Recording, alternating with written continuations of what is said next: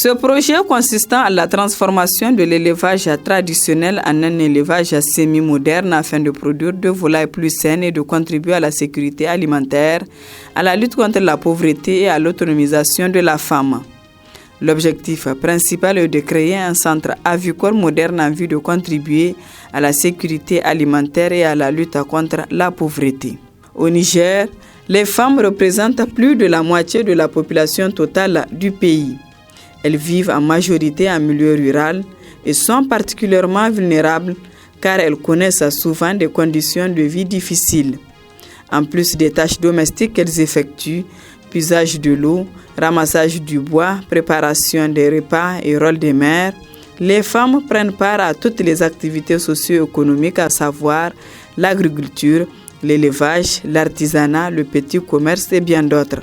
Elle y consacre 16 heures à 18 heures par jour sur les 24 heures que compte la journée. Il existe une sous-représentation des femmes dans les instances de décision et elles font face à de nombreuses difficultés d'ordre sanitaire, socio-culturel, économique et éducationnel.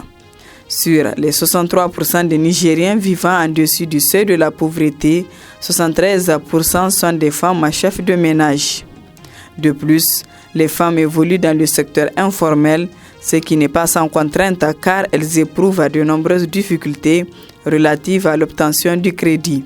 La situation de la femme est aggravée par la pauvreté, l'ignorance et l'analphabétisme. L'analphabétisme concerne 91% des femmes contre 82% des hommes au Niger. Tous ces facteurs constituent des handicaps à la contribution de la femme au développement. Ils contribuent à maintenir la femme dans une situation de dépendance. L'aviculture joue un rôle clé dans la quête de l'autosuffisance alimentaire et l'augmentation des revenus des femmes rurales. Afin de contribuer à l'autonomisation des femmes, l'aviculture constitue une source d'aliments, viande, œufs et de revenus des producteurs nigériens.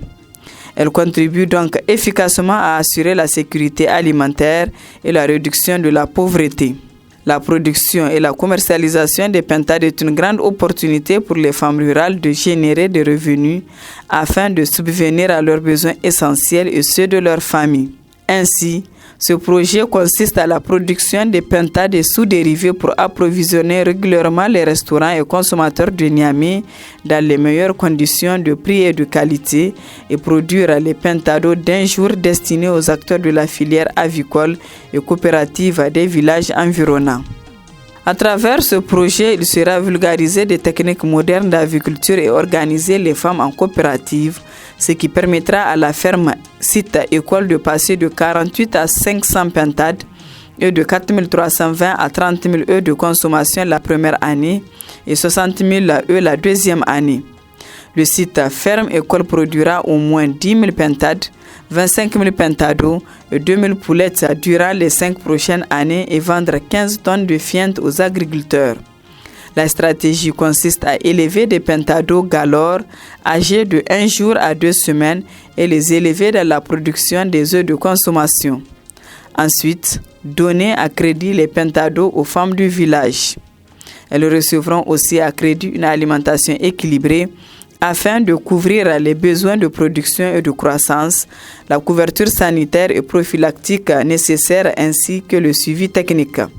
Les œufs et pintades issus de cette exploitation seront écoulés sur les marchés hebdomadaires par l'entremise de la coopérative qui sera mise en place à cet effet. Ce projet a le potentiel d'aider les femmes à parvenir à l'autonomie financière, à avoir voix au chapitre sur un pied d'égalité avec les hommes et à partager plus équitablement avec ces derniers les charges de travail. L'investissement dans l'autonomisation économique des femmes est la voie la plus sûre vers l'égalité des sexes, l'éradication de la pauvreté et une croissance économique inclusive et équitable. L'investissement dans l'autonomisation économique des filles et des femmes crée un effet domino, produisant des multiples bienfaits non seulement pour les femmes, mais aussi pour les familles, les collectivités et les pays tout entiers. Le fait d'accroître le contrôle des femmes sur le revenu de leur foyer améliore l'accès à l'école et aux soins de santé de leurs enfants, leur donne davantage de pouvoir sur leur santé reproductive et améliore leur statut au sein de leur famille, de leur collectivité et de leur pays.